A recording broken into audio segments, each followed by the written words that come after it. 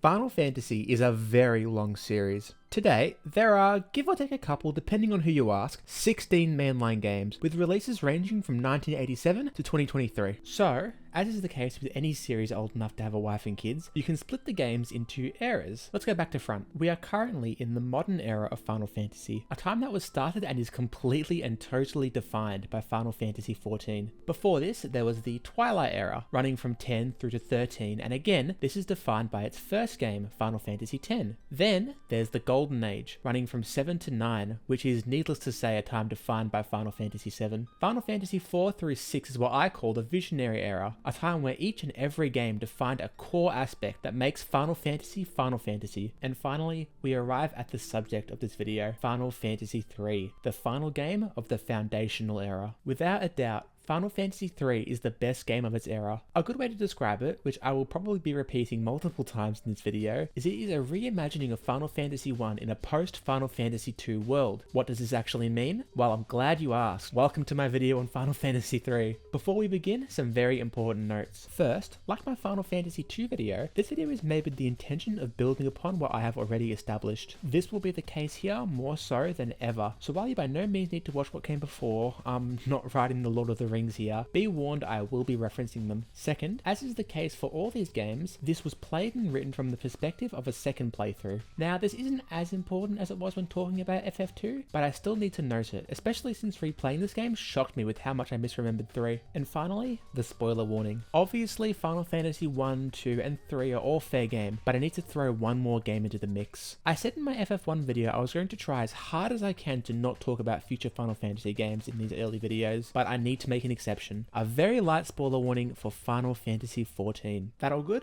Fantastic, let's get into it. Off rip, after starting a new game, we are taking to the, by this point, very familiar character screen, inviting us to name our cast of characters. Meet the Onion Knights. In Final Fantasy I, the characters not having canon names was a clue into the depth the game would put into its main party. Barely any. In Final Fantasy II, however, the characters having names was indicative of an evolution. Each of the three had their own personality and dynamics with Firion. So, starting 3, I was worried they would be taking the 1 approach again, because I dramatically prefer 2s. But I was pleasantly surprised. The main party do talk in this game. However, when they do, the person who's talking isn't named. It's all the same blue text. You can still tell when two different people in the party are talking, as one may reference what someone before them said, or one may be speaking in a kind tone versus another stern tone. The effect of this is interesting. Instead of having multiple characters with their own personality, you get one character, one collective, with the personalities of a few. This, in essence, is the Onion Knight, a combination of 4 kids that, due to the collective presentation of them, has been amalgamated into one, similar to FF1's Warrior of Light, but if the Warrior of Light wasn't defined by just heroism. Essentially, Final Fantasy III's main cast is Final Fantasy I's, but in a post-Final Fantasy II world. So why did they take FF1's approach if they could have done FF2 again? Simple. They did it because the ambiguous identity of the main party works really well with the job system they're debuting in this game. A system that doesn't want you to see the main party as characters being built, but instead jobs that act as keys to unlock the various puzzle fights throughout the game. More on this very soon. Before we finish up here, I also want to bring up for the first and last time the DS version. Final Fantasy III is the first game I've done here with multiple readily available options. Really, you have the 3D version of the game, the DS remake, or the Pixel remaster, a more faithful 2D remaster of the original. While I'm not fully studied up on the version differences, I do know one extremely major one. In that game, the main cast are all actual characters, unique models, personalities, dialogue, names, the works. It's cool that there are these different options to play through. However, given the 3D remake was much more popular than this version, it can get inconvenient. Online resources for the Pixel remaster are scarce in comparison to the 3D version. It means whenever I Google something about this game, which, by the way, will be related to the biggest crash out in this video, I kept getting resources for the 3D remake. Back to where we were at, I decided to name my characters after some of my favourite from Final Fantasy XIV. FF14 loves 3, like a lot, the reasons for which will be made clear in a big discussion surrounding this near the end of the video. But for now, don't worry about it too much, I just want to rep the crew. Final Fantasy III opens in an eerily similar way to 1, with a sage expunging a prophecy. Essentially, the world has undergone a massive earthquake that's brought about monsters to spew from the earth, but hope isn't lost as eventually 4 heroes blessed by light will appear to to save the day. While Final Fantasy I's opening failed when looking at the game in totality due to it not being in the world the opening was describing, the first part of Final Fantasy III's succeeds because it does the opposite. The world of FF3 is one in deep peril. We will get to see and experience this. The payoff won't come quickly, mind you,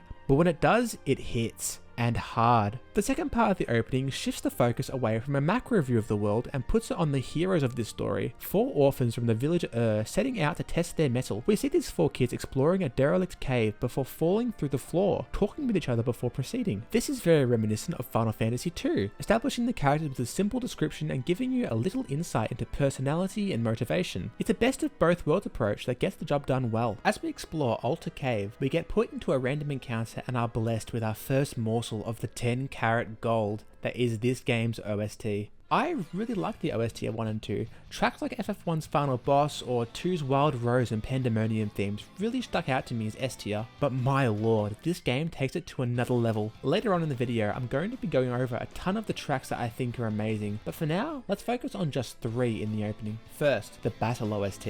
My lord, that guitar! Mixed with the classic Final Fantasy melody and you get an awesome, energetic and fun track. When we activate the Wind Crystal, we get a beautiful rendition of the main theme of Final Fantasy. I love how this version of the theme starts with only some light horns and a piano before growing into the full orchestra. The main theme of Final Fantasy is so important in every Final Fantasy game it's played. In a lot of ways, especially for 1 and 3, they are played twice, at the beginning of the journey and the end. The beginning in 1 was crossing the bridge when finishing that game's tutorial. In this game, it's here, getting our first jobs. It's a theme that embodies what Final Fantasy is all about in these early days. Adventure. Leaving the cave, we get the last piece I wanted to give special mention, the world map theme, Eternal Wind. Now, does it even need to be said just how unbelievably peak this song is? I mean, off rip, hearing this song in 14 after playing this game or vice versa is just magical. Coming into this game, I had forgot it was the world map theme, so hearing it here was pure joy. I couldn't help but lean back in my chair and smile uncontrollably. For Final Fantasy 1 through 3, the world map theme embodies the tone and spirit of the entire game. In 1, it was a boisterous and jovial theme. It sounded like the anthem of 4 knights leaving the kingdom to save the world. Final Fantasy 2's was a sad and melancholy theme of loss with scarce moments of light throughout, mirroring the story of Firion and his friends' fight against the Empire. And now in 3, we have a theme just bursting with excitement and curiosity. The chord progression here,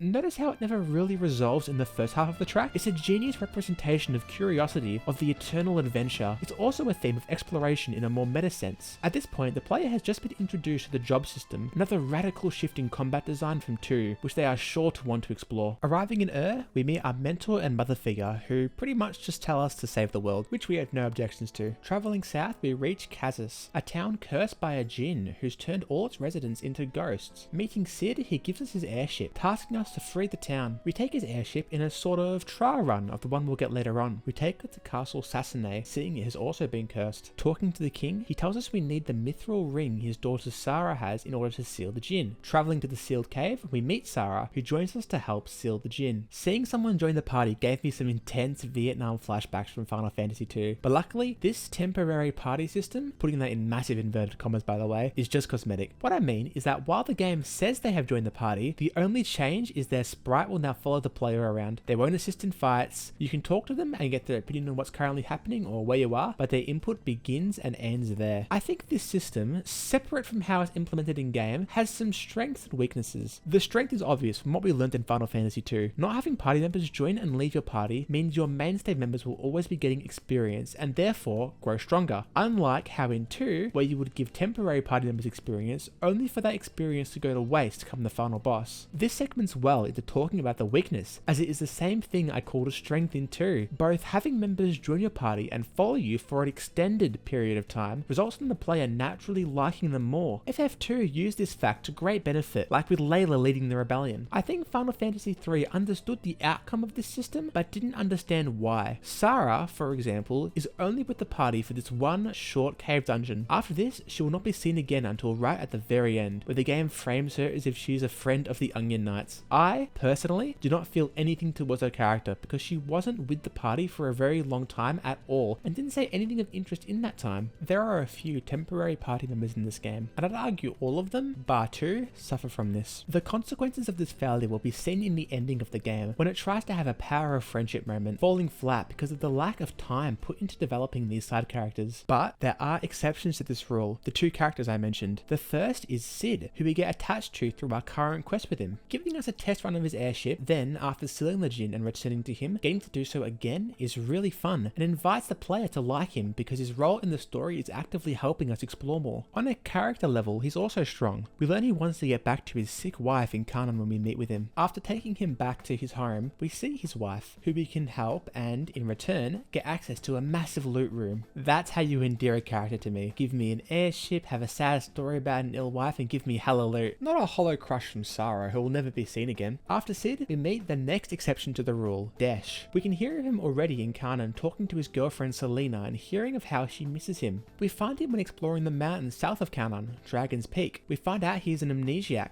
He gives us the mini spell and asks to join us. Over the course of a good chunk of the game coming up, Desh will be with us. We can talk to him in a variety of locations to hear his thoughts and see him develop as he regains his memory slowly but surely. Desh is unique for this. He's the only character in this game with a notable character arc, going from a slightly arrogant, sleazy guy to a hero who saves the continent. With Desh in tow, we use his mini spell to gain access to Tozus, a village of gnomes. I love how this game uses statuses to add immersion to some of its zones. Using mini on your party to enter a gnome village and gain access to an eye socket, or casting frog on ourselves to go underwater, all make the respective dungeons and safe zones feel more immersive. They also create cool combat scenarios. Since, as mini, you do practically zero physical damage, you need to realize that you can counter this debuff by turning your party members into mages and using magic instead. It's a really cool way of keeping dungeons engaging rather than mindless random encounter sessions. A similar effect to putting puzzles in dungeons, but a little different in that solving it is optional and the only reward for doing so is an easier time. Speaking of combat, let's talk a little more about it. Discussing all the aspects of this game's combat system will easily be the most talked about element of this game. So let's start by getting our feet wet in familiar territory, the combat systems surrounding the job system. In Final Fantasy I, to my immense pride, define this as the Beyblade system, where you load up 4 moves for your characters and then let it rip against an enemy whose own moves can interject any time during our Beyblade spin. This game marks the last Final Fantasy where this system is used. From this point, one of the best and most revolutionary combat systems in all of JRPG history will be introduced. But before we can talk about those magical 3 letters, we have to put the Beyblade system to bed. Final Fantasy III's contribution to this system can be found in 2 areas of note. The first is how it adds a new type of random encounter, the back attack. Similar to being ambushed or getting a preemptive strike, getting a back attack triggers upon entering a random encounter. It is effectively a more punishing ambush, where not only does the enemy get to move first, your party's formation is reversed, meaning characters in the back row are now in the front, and front in the back. It's a neat addition. I like how it can either be punishing if the enemy physically attacks one of your now frontline mages, or redundant if they attack a backline physical. The other addition is in the magic system. This game's approach to MP is very similar to Final Fantasy I's. The key difference being the amount of MP you can get per level isn't capped to 9, it can go above that, and also changes depending on what type of mage you are. For example, a black mage gets a bunch of level 1 MP in exchange for scarce high level MP. However, a sage gets much more high level MP in exchange for less low level MP. This is a dramatic improvement from Final Fantasy I, where I felt the MP limitation meant I was never safe to use spells freely in dungeons. Thanks to both of these changes, especially the second one, I can safely say Final Fantasy III sends off the Beyblade system with its best iteration yet. However, while we may be sending off the Beyblade system, the combat discussions have only just begun. We have so much more to talk about here, so get ready, we're in for a ride. From Tozus, we help the Vikings of a nearby settlement calm its guardian, the Nepto dragon, by finding the missing eye needed to restore its statue. As thanks, the Vikings give us their ship, the Enterprise, meaning we are free to fully explore the circumference of the massive circle making up the middle of the world map. I love freedom like this. It's something I felt FF2 really lacked, which FF1 championed, so seeing player choice integrated here, similar to FF1, was a really great moment. I decided to head south first, arriving at the village of Tokul. Final Fantasy III makes some amazing changes to how it engages the player in exploring the safe zones and dungeons of the game, and one of them can be seen here. In town, towns, you can run across tiles that appear to have nothing in them. However, when you walk up to them, you'll be unable to walk further and have the option to interact with something. These are hidden items, a small reward for completely exploring a town. Previously, safe zones were never something to explore, instead of setting to go from person to person, shop to shop, with no incentive to see a town outside of these progression points. But these hidden items change that. You want to explore that strange looking outcropping as there's a chance it may hold a valuable item. Similar to only being able to access places with mini, it's an effort to add depth to previously rather shallow areas, and I think it does a really great job at doing so. This section of the game feels very open. I visited a ton of places here like the Village of the Ancients, the Living Woods, Castle Argus, the Golden Gulch, and of course, how could I leave out the Chocobo Forest? While 2 introduces Chocobos as an optional way to shorten a single trip back to the home base Altair, 3 takes a much more practical approach to the wonderful birds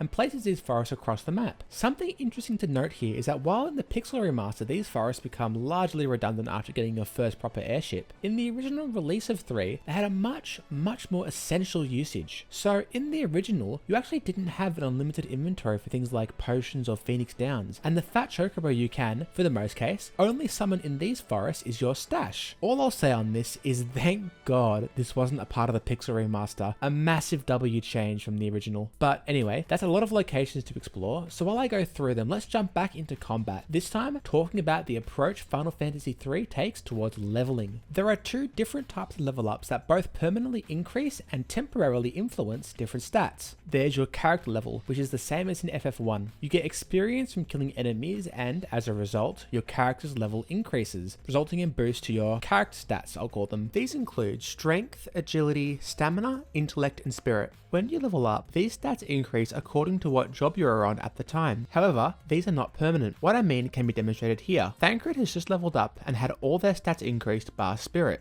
Now look at your Stola, who has seen increases to everything except strength and spirit. These stats are always going to be the ones that increase if you are on a monk or black mage going from level 11 to 12. If Thancred were to switch to black mage, all his character stats would be changed to match your Stola's. There is one stat that isn't malleable when switching jobs, HP. When you level up on jobs with high vitality like a Viking, you get more HP on level up. This HP number doesn't change when switching job, and acts as a little bit of character building, incentive to keep your physical units on physical. So that's character level. Then there's job level. This increases the same way as character level, but the effects of it are completely hidden. There's no fanfare announcing how these levels change your combat abilities. On the back end side of things, these levels increase your combat stats, like attack or accuracy, while on that particular job. They also increase the proficiency of your job actions. We haven't got there yet, but soon we'll unlock new jobs with their own unique action. For example, the Viking, who can provoke enemies onto itself, or the Dark Knight, who can do an AoE slash to all enemies. Job levels increase the effectiveness of these actions, so a higher leveled Viking will have a higher chance to provoke enemies successfully. These level ups feel really hollow until you unlock the jobs where you can feel job level starting to matter, but that lack of impact in job level can actually play to the game's favour. I'm certain that, in the early game at least, the developers intended for the player to be actively switching characters' jobs with semi-frequency to react to dungeon environments or boss fights. Not needing to grind job level because of its minimal impact makes, for example, needing to switch your fighter to a red mage a much easier pill to swallow. This invites a really interesting question though. If leveling up a job isn't a barrier to have any character be any job, is there any barrier at all for this playstyle? What's stopping a player from using 4 fighters? The answer is yes. There is a major barrier to stop you from doing this, and it's something no other Final Fantasy game I can think of uses. You'll have to stick around to hear what that is though, as we've made it to the Tower of Owen. This tower is actually an engine of sorts that we've discovered is keeping the continent we are on suspended in the air. However,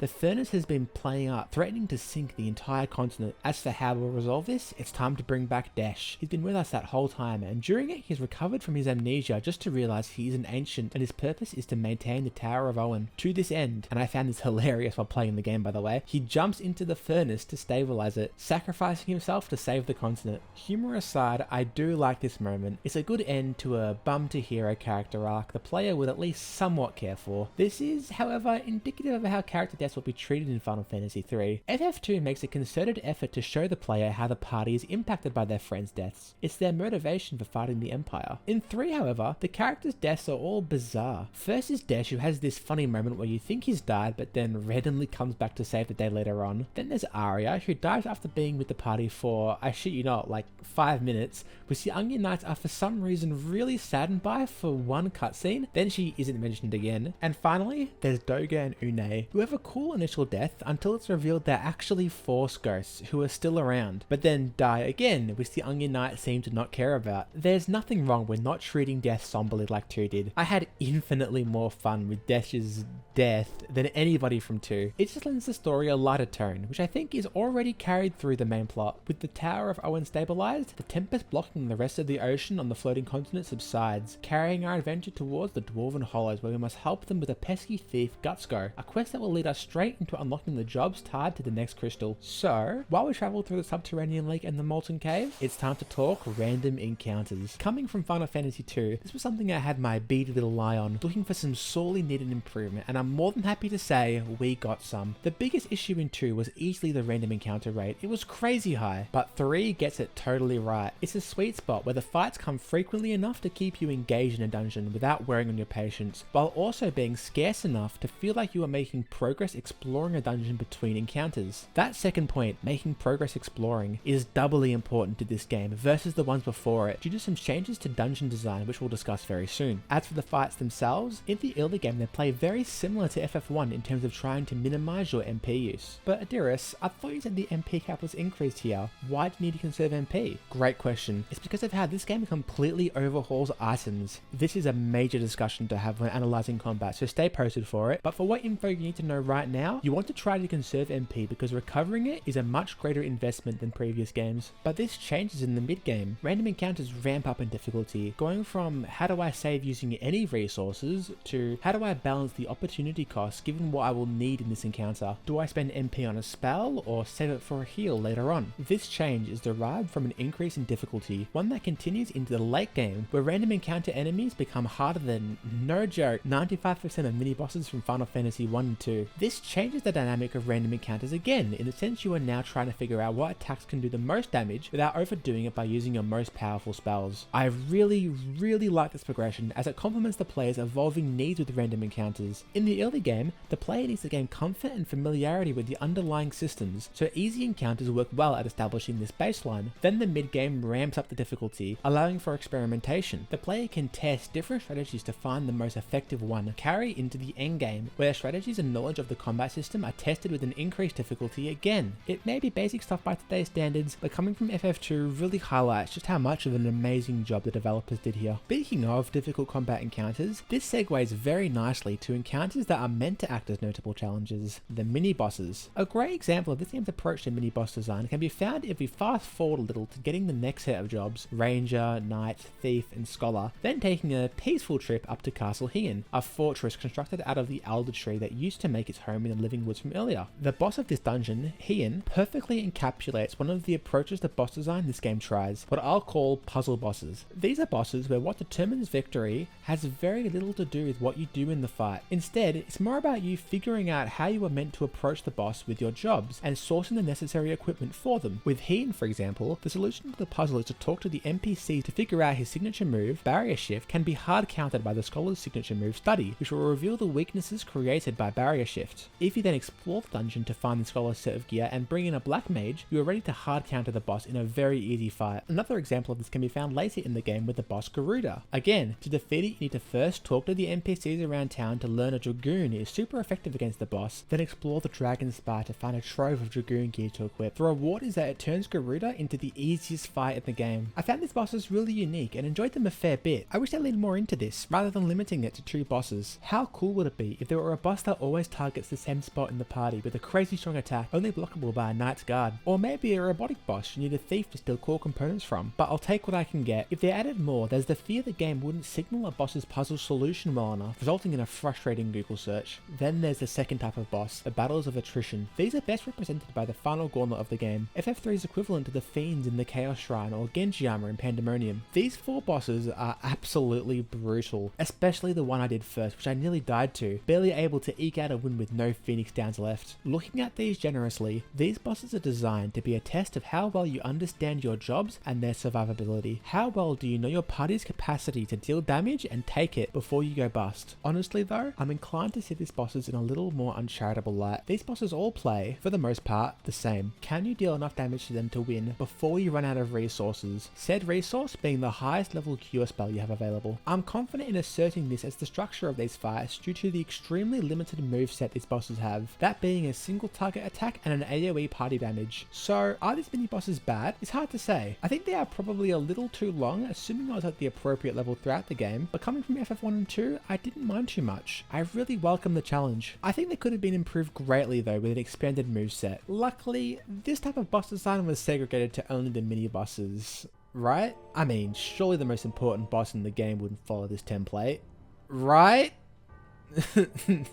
Okay, let's recap before I crash out. The bosses of Final Fantasy III push the player to solve problems. One type, the puzzle bosses, create problems that need to be solved through conscious preparation. The second, the battles of attrition, create problems inside the fights. How do you maximize damage while also doing enough healing to sustain the onslaught you are faced with? While having both types of bosses adds variety and varying challenges, I feel the puzzle bosses are just more well done. The battles of attrition suffering from a lack of interesting movesets. Speaking with King Argus, he gives us the Wheel of Time, which after taking to Sid helps him upgrade the Enterprise to be able to fly. This turns the ship into a dual-purpose boat and airship. After cleaning up my magic and visiting Jishul, oh my god, what the hell? The last accessible location on the continent, we take the leap, flying the airship straight off the border. Seeing the entire world map submerged in water for the first time is, by far, the best moment of the game. It's a mental image that sticks with you long after you put the game down. I think this is really helped by the scale of the world map, the massive ocean that takes a good bit to go from place to place, paired with how tiny the floating continent is portrayed as being in comparison to the ocean, and you get a moment that feels like jumping into hot water after cold. Earlier, I mentioned the opening of this game succeeds where FF1's failed because you see the catastrophe it describes. This is that catastrophe. The entire world map submerged in water with everyone beneath the waves assumed dead. Final Fantasy III has 2 world maps. Well, technically 4 if you want to include the underwater and the ocean as 2 different ones. Discovering each one for the first time expands the world we thought we knew, mirroring how Final Fantasy I approaches discovery on its world map, but I'd argue here it's done on a much larger and more interesting scale. By expanding the scope of the world, the player's naturally increasing familiarity with the game setting is nullified, and exploration continues to feel like an actual adventure into the unknown. Exploring a wrecked ship, we come across a survivor, Arya, who we take to the Temple of Water to receive a crystal shard to place on the actual crystal, located at the bottom of the Cave of Tides. After doing so, she's ambushed and killed by the Kraken. Taking it down, we are rewarded with not just our new jobs, the Geomancer, Dragoon, Viking, Black Belt, Dark Knight, Evoker, and Bard, but also the water levels outside recede, restoring the world map to how it was before the Great Flood. And with that,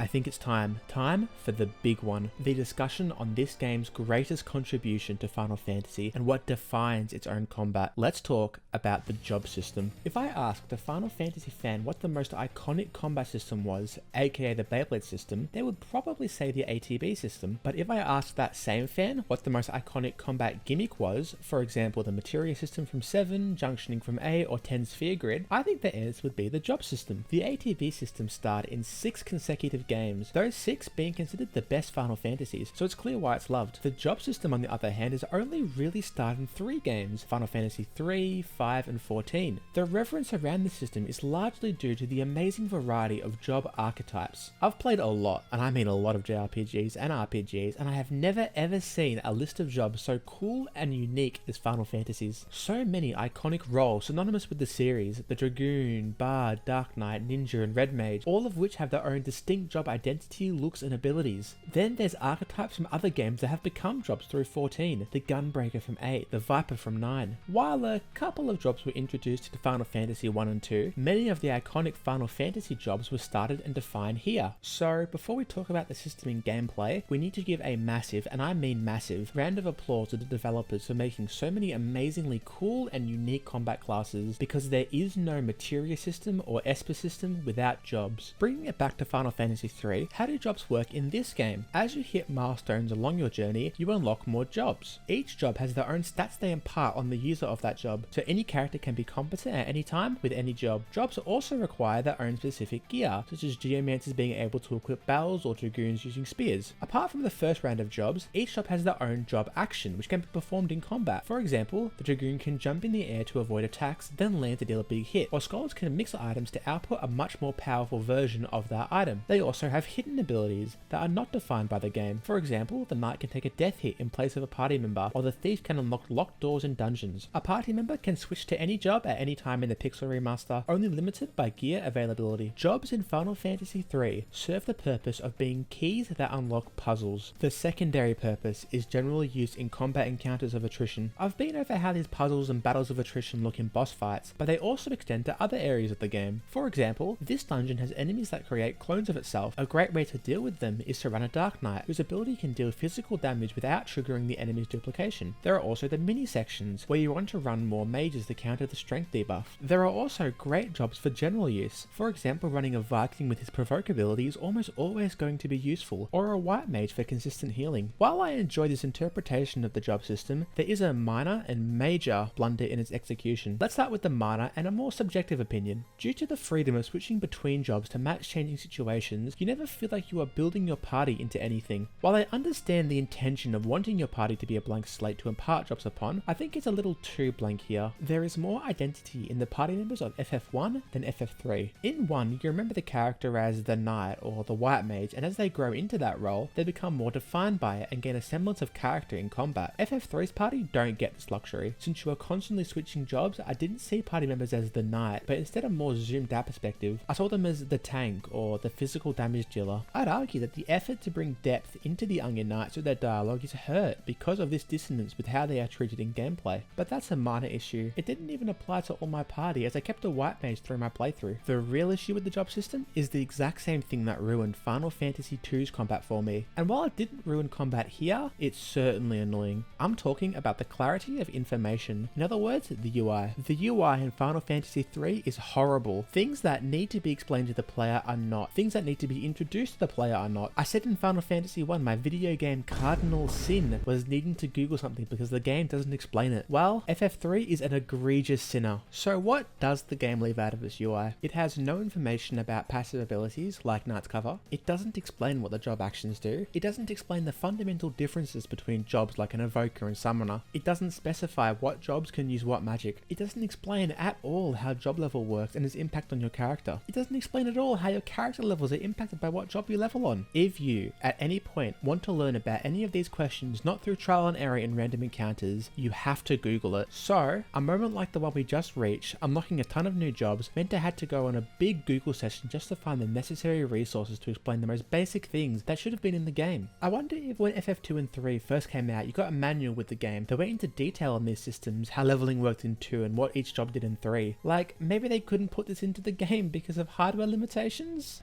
Skipping ahead a bit, this system culminates with the player unlocking 2 absolutely overpowered jobs that they will need to take into the final boss. It's a really weird choice for a game whose combat system, for the most part, has tried to encourage player freedom by switching between a multitude of jobs. That for the final boss, they would railroad you into 2 jobs you get at the 11th hour that trump everything before it by miles. I can recognize the pros of this though. It lets the developers have an easier time balancing the final dungeons as they can go into it expecting the player to have unlocked and be using these jobs. It also allows for a satisfying payoff for stringent use of the item economy due to the ninja's job design. To counter myself on the balancing point, the entire game is generally fantastically balanced, something I'll be talking about in my next combat section, so I make an exception for the end, probably due to the final boss, which is where I'll stop myself as that thing is getting its whole section and it's about time to wrap this discussion up. That's about everything there is to say about the first iteration of the job system. To recap, it's a great system with a ton of potential and creativity. It's used in FF3 to create a combat system that allows the player to change their party composition anytime to adapt to changing environments. It's not perfect though. It's limited a little by the lack of character identity it creates and how it robs a feeling of building individuals in a party. It's limited a lot by the lack of essential information to be found in-game. But even with this in mind, the job system allows moment-to-moment gameplay to be more fun than any Final Fantasy before. Our Onion Knights wake up after a long dream where a crazy man ranted about jobs for 10 minutes in the town of Amur. We are told our ship has been confiscated by our local Lord Goldor, fearing we will steal his crystal that creates gold. We will need to find a way to his manor to get this crystal. In Amur, we, for the last time, come across a bar with a piano. Throughout the game, we have been playing at these pianos and slowly getting better, culminating in this performance where the entire pub does a jig. Towards the end of Final Fantasy II, I said one of the greatest contributions to the series was introducing the dancing motif used throughout. To recap what I said there, a dance in Final Fantasy represents a showcase of the technological advancements from game to game in its capacity to tell a story. So how does this game advance this in its dances? Well, not only is there this bar dance, but also across the game you can come across dancers who will perform an expressive dance as well. This advancement lies in the quantity. Whereas FF2 had one big dance, 3 has a big one and multiple smaller ones. It's a relatively minor advancement, but I also think that tracks from what we've seen in this game. It's a minor advancement from FF1, specifically by fusing the essence of that game with the story elements introduced in 2. After meeting these 4 stooges in the sewers, we arrive at Goldor Manor, a great example of the generally excellent dungeon layouts throughout the game. Not as big as FF1, but still very fun to explore. A lot of little things add up. There's the random encounter rate, which we've already covered, but to reiterate,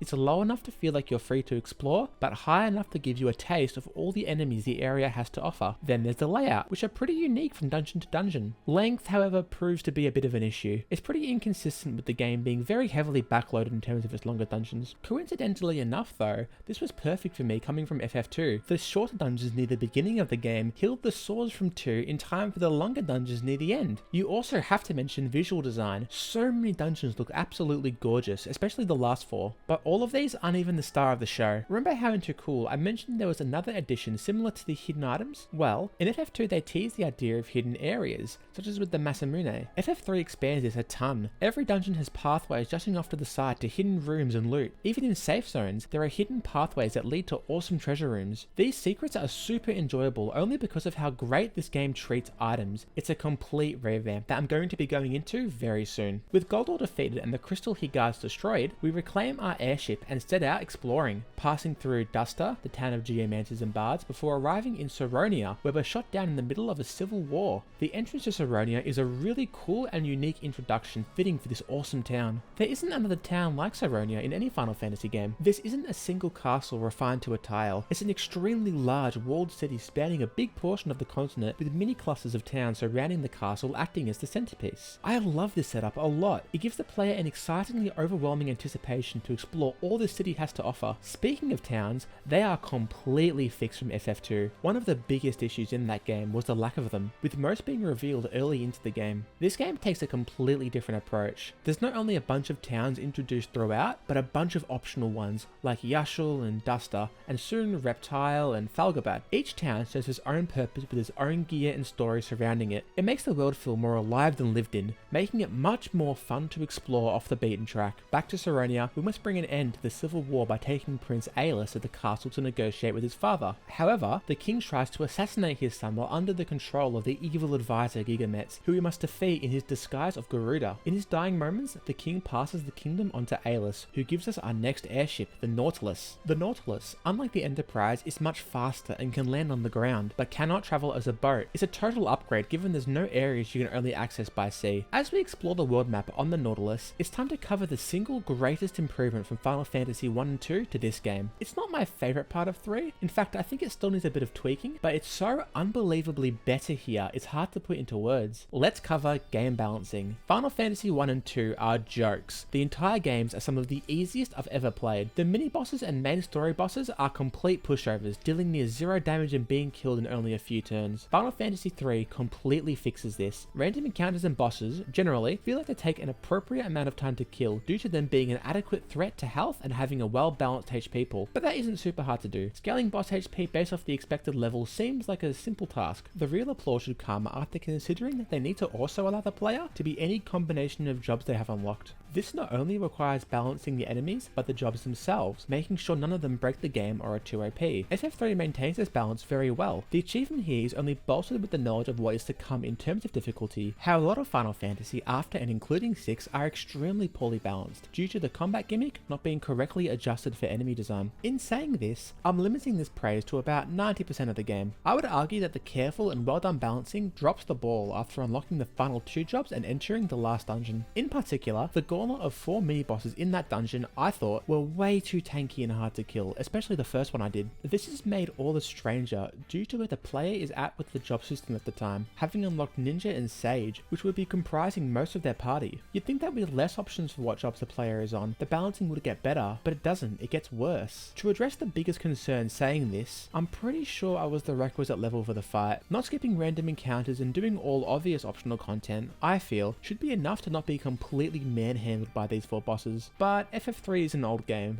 times change and maybe that wasn't enough back in the day. Could also be a skill issue. Last words on game balancing now, it's an incredible improvement from 1 and 2, no questions there. I think there were some issues around the end of the game being a little too tough given my input throughout the game, but there are a few valid reasons for this, and even if admitted to be an issue, it's still better than anything before and a bunch after. Using the Nautilus to fly through the rough winds on the southernmost continent, we reached Doga's Manor, making the first appearance of Moogles in the series, as well as Doga himself. I've been brushing past the story for this video as I wanted to try giving a bit of a different split from story to analysis, but given this area is the biggest plot dump in the game, I'll give an abbreviated summary of FF3, as well as talk about how it's pretty much just FF1 in a post-FF2 world. In the beginning, there was a master, Noah, and his 3 students, Doga, Une, and Zand. Before he died, he gifted each something special. To Doga, he gave his magic. To Une, he gave dominion over the dream world. And to Zand, he gave the gift of a human lifespan. Unable to recognize the intention behind Noah's gift, Zand saw it as a betrayal, wanting to poison the careful balance between light and dark by flooding the world with darkness. Using the Earth Crystal, he creates the massive earthquake, orchestrating the flood that submerged the world, the only surviving continent being the floating continent, which was able to stay afloat due to the ancients living there building the Tower of Owen, acting as a suspension mechanism. Zand is still alive, inside the Crystal Tower on the northeastern continent. However, this tower is blocked by 4 elemental barriers, only breakable by collecting the elemental fangs. This makes our goal simple, to collect all 4 fangs, slay Zand in the Crystal Tower, and restore balance between light and darkness. I love how Zand's motivation is set up. I found it really fascinating to read about the gifts Noah gave his students, and really like how Zand's inability to see the gift of a human life not only drove him to villainy, but exposed the lust for power that was already there. Now, what did I mean by comparing FF3 to 1 with a bit of 2? The similarities from 1 to 3 are many. There's the world put into chaos from the darkening of 4 elemental crystals that we need to go and restore. The evil mastermind behind it all, who secretly is only a front for the real, more primordial threat. The progression of exploration, how leaving the floating continent is very alike to leaving the closed continent by blowing open the canal. How the main party may be 4 people, but the games treat them and their legacy as the collective rather than the individual. Even with all these similarities, I feel while playing FF3 that it was just richer, like it's got more depth to it than FF1. And that, my dear viewer, is Final Fantasy II's DNA. The main collective feel more fleshed out and interesting in the story than in 1's due to the party dialogue and dynamics introduced first in 2. The side characters feel more interesting and likable than 1's, going on actual character arcs due to the foundation laid by 2's characters like Leon or Joseph. Then there's the story. Taking out the time travel bullshit in 1, the story is extremely simple. The crystals are going dark and dark is bad, so go and light them up. But 3 takes a more nuanced approach. It's not a story about good versus evil, it's a story about balance, how the world needs both light and darkness in equal measure. A level of complexity for the story that I trace back to FF2. I could name more, but you get the point. This is why I said FF2 was one of Final Fantasy's most important games, an A tier in impact. It's built the foundation for Final Fantasy to tell more complex and engaging stories, like what we play in Final Fantasy III. With Doga's help, we travel through the Cave of the Circle and have a spell cast upon the Nautilus, allowing it to go underwater and giving us access to the Temple of Time. This gives us access to Noah's loot, something we need to wake Une. He leaves the party here to search for the Eureka and Circus keys, 2 items essential for defeating Zand. The upgraded Nautilus unlocks the final world map, the Ocean Depths. I've briefly touched on this, but now that we've seen most of the vehicles the game has to offer, let's go over how they interact with the world map. For a frame of reference, in Final Fantasy I, vehicles acted as both a key to allow exploration to new areas and a vehicle of convenience, in a roughly 50-50 ratio. In 2, it was almost fully convenience, 10-90. In 3 though, it's the inverse of the two. Vehicles are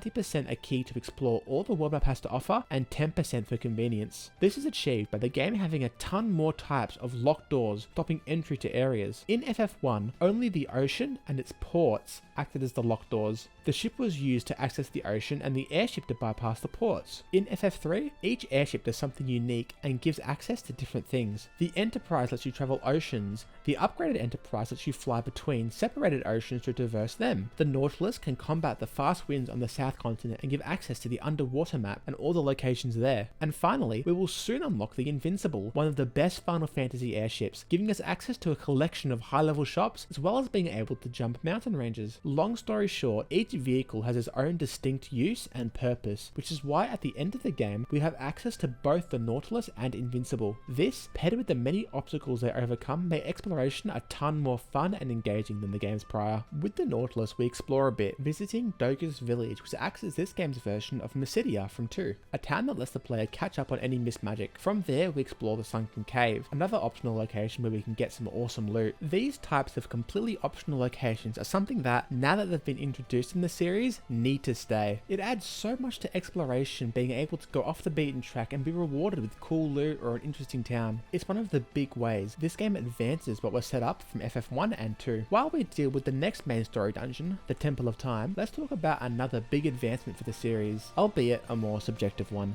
OST. I started the video talking about some especially great tracks, but I can't help myself. There are so much more peak Final Fantasy tracks in this game. To be entirely honest, most of the praise I give these early games are in the context of the time. What is great for Final Fantasy III is mid for a modern game. Music definitely doesn't apply here though. Nobuo Uematsu is, without a doubt, the greatest game composer of all time. There will never ever be another like him. Not because others can't create better OST. Shout out to Masayoshi Soken and the Atlas Music team. It's instead because of the following simple fact. Soken is able to paint the Mona Lisa with some of the most expensive brushes in the world on a beautiful canvas. Uematsu painted the Mona Lisa with pencil on an A4 sheet of paper. That level of skill to transcend the limitations of video game music at the time is why he is the GOAT. To really drive this home, in this next little bit I'm going to switch up from using the Pixel Remaster OST, which is a remix of his original work, to the OG NES versions. Apart from what I've already mentioned, being the battle theme, the world map theme, and the main theme of Final Fantasy, there are so many more extraordinary tracks across the game. The Ancient Villages OST gives off a perfectly sleepy vibe. It's a comforting track, fitting for the protectors of the floating continent, untouchable from the quarries of men below. Castle Heian just screams Hyrule Castle from Breath of the Wild. It's chockers with chord progressions that don't fully resolve, creating unease and anticipation.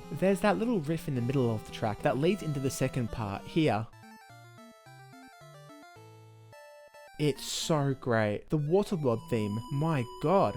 This theme is responsible for so much of the impact of seeing the entire world drowned. It begins by starting with the world map theme, but instead of the excitement and undertones of adventure that carry through that track, this one goes nowhere. There is only despair to be found here. Then there's every song that played throughout the Crystal Tower dungeons. Like, come on! I know my 14 bias is showing, but can you blame me? I mean, listen to this! I cannot wait till we get there and I can talk about these tracks further. I was about to list off some honorable mentions, but then I realized that would span 80% of the soundtrack. It's just that good. Music is one of the most important parts of making a game. I would argue it's easily the most underrepresented element of game design that people don't talk about enough. It is essential in conveying tone and emotion, triply so in the Pixel Remaster Final Fantasies. So, having them be this good is one of the most unbelievably pivotal wins this game can have. All praise the GOAT Uematsu. I went pretty hard with the glaze there, so let's take a second to calm it down. Talk about some plot advancement before we get into one of the most important discussions of the video. So, the Temple of Time. After finding the flute at the bottom, which, by the way, the Temple of Time holding a musical instrument and the gravestone in FF1, I wonder what game series these developers like. We wake Une in her shrine. She immediately invites us to come with her to receive the Invincible from the Ancient Ruins. The Ancient Ruins is a notably long dungeon. It's at this point onwards where the game switches up its dungeon pacing from short and sharp to long and expansive. I mostly personally don't mind the switch. After a game of short dungeons, I was ready for some long ones. Similar to how at the start of FF2, I didn't mind the long dungeons because of how much story we got going into and throughout them. It's also good because it gives me a chance to talk about a very exciting element of combat. The last one actually, if you don't count talking about the final boss. Let's talk about the item economy. The term item economy refers to multiple collectible items in relation to their value to the player. For example, gil, armor, weapons, shops, and dungeon loot are all subject to this. Then there's how these items, or means of collecting them, are valued. This is determined by the game's difficulty, so things like random encounters, boss fights, how plentiful these items are, and the scope of what these items can do. Generally, difficulty correlates directly with item value, so if your game is hard, the items in that game are going to be more valuable to the player in acting as the difference maker in fights. Think of something like Persona, where at the start of the game you're using items frequently as you haven't built a strong arsenal of personas yet. Then think about how, as you progress through the game, you start using items less and less as you can rely more on your personas, sticking only to a very select few in a select few situations. With this in mind, let's apply this thinking to Final Fantasy III. Final Fantasy III is easily the most difficult game in the series so far, a result of which is that items are more valuable than ever. I can guarantee you will use 5 times more elixirs in a playthrough of 3 than in 1 and 2 combined. If the goal is to engage the player in collecting and using items more, then already we are off to a great start. This is only further boosted by the changes to the items available. FF3 has no ethers, tents, or camps. Basically, the items that can restore MP on the fly. The only way to do this is by using the very valuable elixir on a single party member. This small design change is the biggest contributor to the improvement in dungeon exploration, unlike in FF1 or 2, where I said dungeon loot sucked because it would be an item I have no use for given the game was so easy. I actually want to go out of my way to look around in FF3 because the items you get in these dungeons are so much more useful and needed. This dramatically boosts engagement in dungeons especially, but also just throughout the game, and all from such a small change to the item economy. This also applies to gear. Due to most shops having separated gear structures, finding gear in dungeons is always exciting since what you're getting is way more likely to be an upgrade. Since there are only a few gear options for each job, for example the few Dark Knight weapons you can find, getting an upgrade feels satisfying and rewarding as you are getting materially stronger. This, by the way, leads into the most fascinating consequence of the job system, that the limiting factor for job accessibility is not your level or character build, it's gear. And especially Gil. Gil is very exciting to talk about in FF3. It is primarily used to buy gear that will allow you to use a combat job, not be incrementally better, but functional in it. This is driven primarily by the difficulty. The fact that if you're not bringing in up-to-date gear, you will get stomped. This has a lot of positive effects on gameplay. It increases the value of shops by a ton. I always search the gear shops when first discovering a town because it may have an upgrade for a job I always run, or a piece of equipment that makes me want to try a new job. It also encourages the player to think more about how to spend their money, creating fun choices like, do I buy these Phoenix Downs or do I buy the gear to try a new job? In saying that, there are downsides here, mainly around the frustration of wanting to try a job but not fully knowing what it is capable of. The culprit here is the UI, which may be reluctant to spend gil on gear to try a new job because of how valuable it is. A consequence of gil being this valuable is that you're reluctant to sell old gear and instead end up hoarding it. You never know when a job might be needed for a puzzle encounter or when you want to sub it back in, and rebuying the gear later would cost more in the long run than simply keeping it. This is very different to how JRPGs usually operate, where you immediately sell most of your old gear and replacing it to help claw back a portion of what you spent on the new stuff. This does happen in FF3, especially with the more popular gear classes like knights and their swords, but the Geomancer's Bell, Dragoon's Spear, or Bard's Harps, I'm sure as hell keeping those in my back pocket. And the game knows this is how players are going to respond and takes full advantage in an amazing moment during the Eureka dungeon that is the culmination of the whole item economy, the true level check that will determine if you are able to defeat the final boss. Talking to this item vendor, they sell only one thing, Shuriken. If you played the game like me, these bad boys are the only way you will be able to defeat the final boss. Knowing this coming into this item vendor, the feeling of selling off all your gear you've been hoarding to go all in on buying shurikens for ninja is a really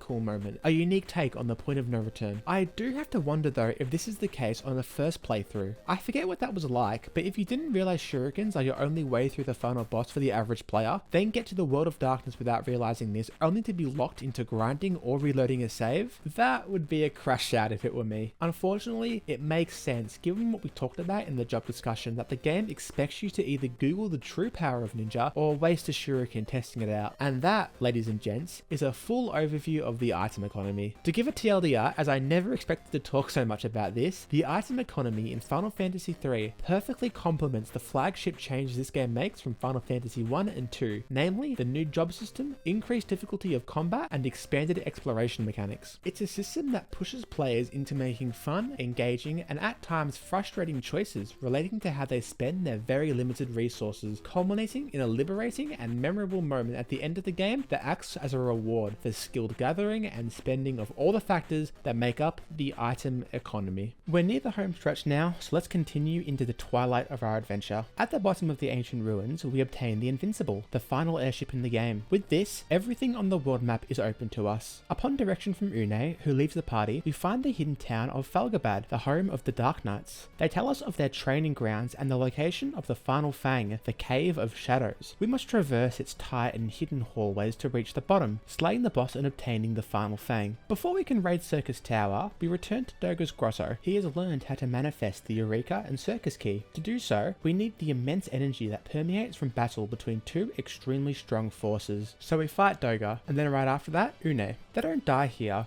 only becoming spirits, but their life force is regardless poured into the keys. With both keys and all 4 fangs in hand, we breach the seals guarding the Crystal Tower, giving us access to the final dungeon of the game. But before we do so, we have some optional content to do. There are still some places we haven't visited which we now can with the Invincible. So before we wrap up the game, let's see what else we can do off the beaten track. This, and all the optional content in the game, is great. There's a wide range of completely optional places and towns to visit, as we've already discussed, but also fights to be had. Said fights are what I'm doing now, going up against the first fully realized iterations of the incredibly iconic Final Fantasy summons, facing off against and obtaining Leviathan, the sea dragon who commands water, Odin, the war general with his powerful insta-kill moves, and Bahamut, the OG goat of the summons and his awesome mega flare. Doing these fights were a highlight for me. I wanted to go and face off against the summons because of how much fun I was having with the game up to this point. But what if I wasn't having fun? What if, when I reached the Crystal Tower, I just entered and tried to beat it in my totally underleveled state? This raises one of the most important questions we'll face when looking at the future generations of Final Fantasy games. When is optional content optional? If you argue it's optional in every game it's in, you may be objectively right, but think about it like this. There are 2 types of Final Fantasy games. Those you can just play the main story to beat, and those you need to do the optional content to beat. This is especially present in the first 3 generations of Final Fantasy. So, going into one of these games, how is a blind player meant to tell the difference? How are they meant to know what the intended way to play is? It's a discussion we can't go fully into until we have a few more games under our belts, but for now, bringing it back to Final Fantasy III, optional content in this game, I would argue, is mandatory if you want to complete the game going through it at the same pace as any other modern game. And honestly, I'm okay with that. If I'm at this point in any game, right before the final dungeon, I probably enjoyed it enough to want to do the optional stuff. What is very, very, very bad though, is the alternative, the second type of Final Fantasy I just mentioned. I won't go too deep into it here as it's not relevant for FF3, but I want to preemptively coin a term if I ever make a video on Final Fantasy 6 through 8, introducing the Final Fantasy Syndrome, an extremely infectious disease that spawns from poor game balancing when factoring in optional content, a blight that ruins difficulty proportionate to how much fun you have with the game. So infectious, its wrath isn't only contained to Final Fantasy, but its spiritual successor, Clair Obscur. As much as I want to yap about that, I'll hold my tongue. Another discussion for another game. For now, after sliming the summons, we approach the home stretch, the end of the beginning, the Crystal Tower dungeons. We defeat Discount Titan and unlock the Magus, Devout, and Summoner. With these jobs, we enter Eureka, the Forbidden Land. Of all the dungeons to come, Eureka is my favourite. I love everything about this place, how it's framed in the story as a vault for the coolest gear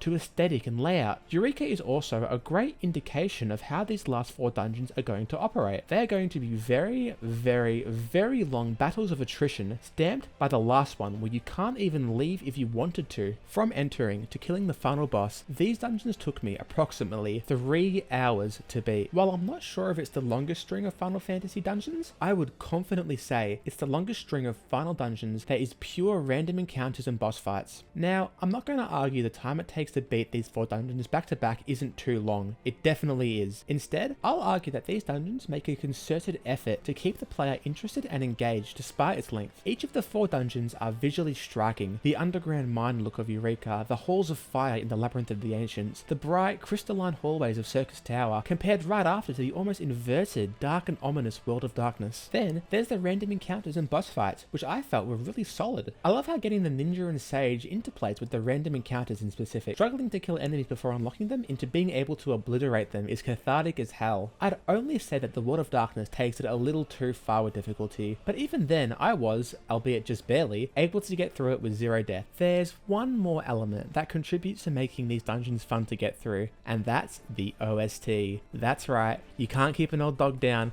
because my lord, turn up the volume! Every dungeon theme here is so fucking good! I want to get through my random encounter just to listen to the dungeon theme some more. That's as good a segue as I'll get to bring us into an important discussion. I need to explain what I'm calling 14 bias, and how it relates to how someone who has played that game sees Final Fantasy III. I said it in the spoiler warning, but it's been a minute, so I'll say it again. Spoiler warning for Final Fantasy XIV, especially Shadowbringers. Relatively minor spoilers, mind you, but still I want to cover my bases. Let's start by making it very clear why I'm bringing 14 up in this video specifically. Out of every Final Fantasy game FF14 references, and that's all of them by the way, no game is referenced more heavily and given more love than Final Fantasy III. Every single expansion has a reference in its main story or side content that can be traced back to 3. Some minor, but some are major. Before we cover the big ones, the minor ones can be found in Heavensward first, with the Dragoon job, which got most of its job identity and playstyle defined here. In Stormblood, we had Eureka, the Forbidden Land, which would be more major if the similarities didn't begin and end with the name. And in Endwalker, we had the Sage, albeit a wildly different interpretation of its namesake, but regardless, one that was born in 3. And finally, we have Dawntrail, which did a recreation of the final boss of FF3 in the first Chaotic Alliance raid. By the way, no original footage for this one, as I'm not putting myself through the hell of trying to get into a raid with this on Osh. So, as you can see, they're all relatively minor, and most you could even argue aren't references to 3, and instead only attributable to it because it was the first game of many to come to do jobs like Dragoon and Sage. But you definitely can't argue that of the next 3 similarities. The first, Inner Realm Reborn, is a complete recreation of Final Fantasy III's final dungeons, the Labyrinth of the Ancients, Circus Tower, and the World of Darkness. Regardless of what game you played first, it's really cool going through the recreation or the original for the first time to see another rendition of a dungeon iconic for both games. For me, having played 14 and replaying 3, hearing the songs and seeing the visuals I've come to know like the back of my hand from 14 was such a cool moment that never got old as I went through the dungeons. Is it unfair to give 3 points because of 14? Probably. Do I care? Nah.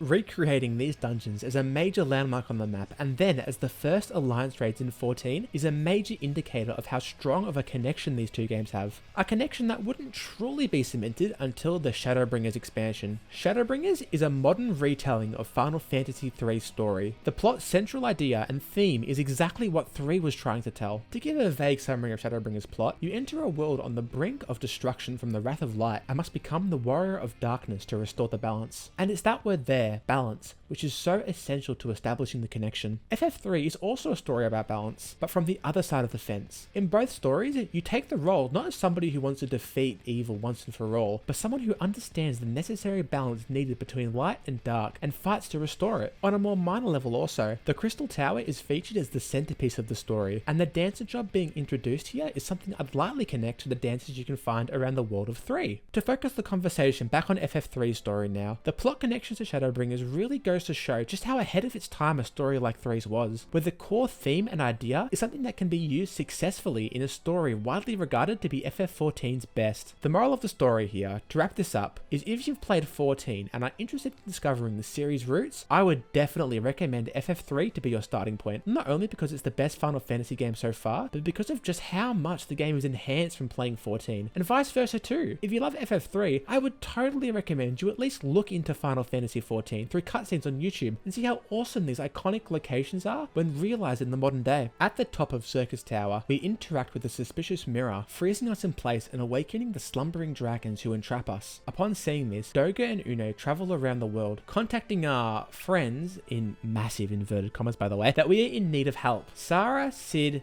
Desh, who survived apparently, Alice and the fake heroes come to our aid, halting the dragons and letting us proceed. This is a big moment for Final Fantasy. It's the first explicit power of friendship moment we've had in these games. The power of friendship, if you aren't aware, is a JRPG trope where at the last minute, when all the chips are down, the main character or party will get physical or spiritual aid from the friends they've made on their journey, making the difference in getting the win. What separates a great use of this idea and a poor one is how well integrated these friends are to the story and gameplay. For example, in Persona games, the entire game is spent cultivating and making friends through its social link system, so when the game ends with the power of friendship moment, it feels earned and exciting. Final Fantasy III is an example of this trope done poorly. The game hasn't taken enough time or effort into developing these friends' connection to the party, or even likability for the player. What this turns a power of friendship moment into is a deus ex machina that removes all the romanticization and sweetness of one of these moments done right. This is by no means the end of power of friendship in Final Fantasy. While moments like this, albeit done better, do exist, most games to come take a drastically different approach surrounding its main party. These moments will become not just the best moments of their respective games, but the emotional and thematic through line that will link every Final Fantasy. After confronting and slaying Xand, it is revealed that the real threat is what he created, the Cloud of Darkness, who insta-kills us. This spurs Doga and Uno to sacrifice their spiritual forms to give us life again, allowing us to enter the domain of the beast, the world of darkness. This is by far the hardest dungeon in the game. We've already talked about the gauntlet of 4 crazy strong bosses, but the random encounter enemies are nothing to scoff at either. This, compounded with not being able to leave the dungeon, makes for a tense and stressful challenge. By purifying the 4 crystals here, we release the 4 warriors of darkness who previously saved the world from light. When we reach the Cloud of Darkness, they attack first, weakening it and giving us our chance to put an end to the monster once and for all. Before I go ballistic on this final boss, let's look at it outside of gameplay. This boss is yet another example of Final Fantasy III being, in many respects, a reimagining of 1. However, I've only used that idea so far to demonstrate how 3 improves. This is the only example of where it regresses. Chaos in FF1 was told to the player to be the major threat during the lore dump in Crescent Moontown. It was expected going into the Chaos Shrine that you would be fighting it. This makes Garland being a front for it a good surprise in the sense we don't expect Garland to be who Chaos has been working through. FF3 does this completely wrong. It only makes mention of the cloud in a metaphysical sense, but that isn't enough foreshadowing needed. Our final boss fight is so much better when the player has been aware of the threat throughout the game, as it allows the fight to have so much more depth. It can be the ultimate test of our characters' arcs and emotional challenges they have gone through at the hands of this enemy, the final denial of the forces and ideals the villain has espoused throughout the game. Ending the game on a fight like this is a much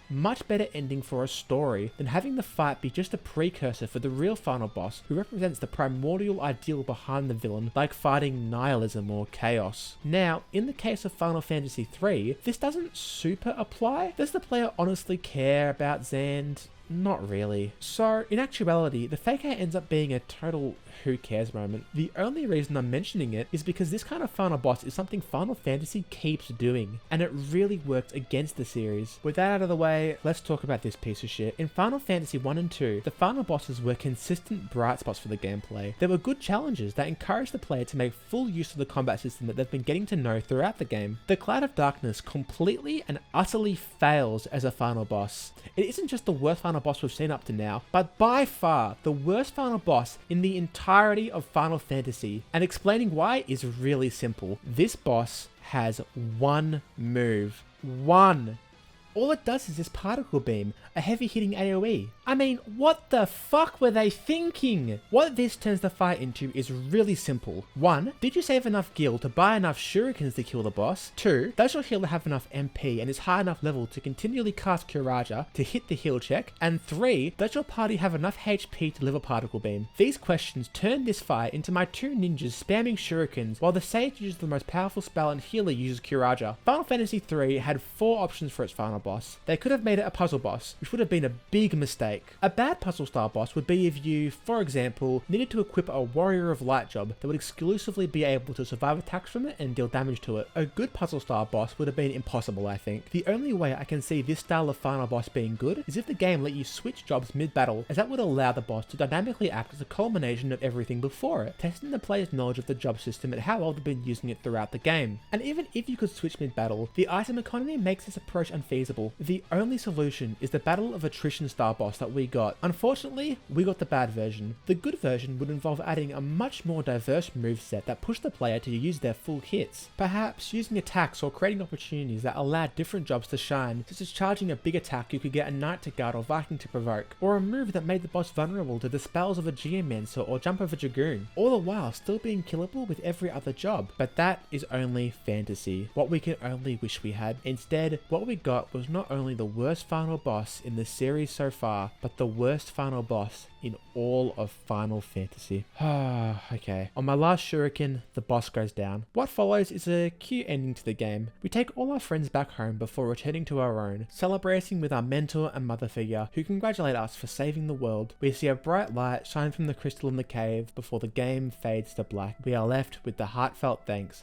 customary to every Pixel remaster, before the credits roll. Final Fantasy 1, 2, and 3 form a trinity, each one establishing a core pillar that forms the foundation for every Final Fantasy game to come. Final Fantasy 1 establishes exploration, giving the player an expansive and interesting world to explore and lose themselves in. Final Fantasy 2 establishes character, introducing us to interesting people and relationships for the player to care for and invest themselves in. Final Fantasy 3 establishes the job system, the combat system that every other Final Fantasy system uses as the baseline to build upon. The materia, junction, and sphere grid systems do not exist without this. Exploration, characters, and the job system. This is why I call this the foundational era. Without these three games and what they each brought, we don't have the Final Fantasy I would come to regard as the best series of games ever. And with that, Final Fantasy 3 is now in the rearview mirror. It's time to close the book on this pivotally important era. But when one book closes, another is opened. It's time for evolution, for Final Fantasy to enter the visionary era.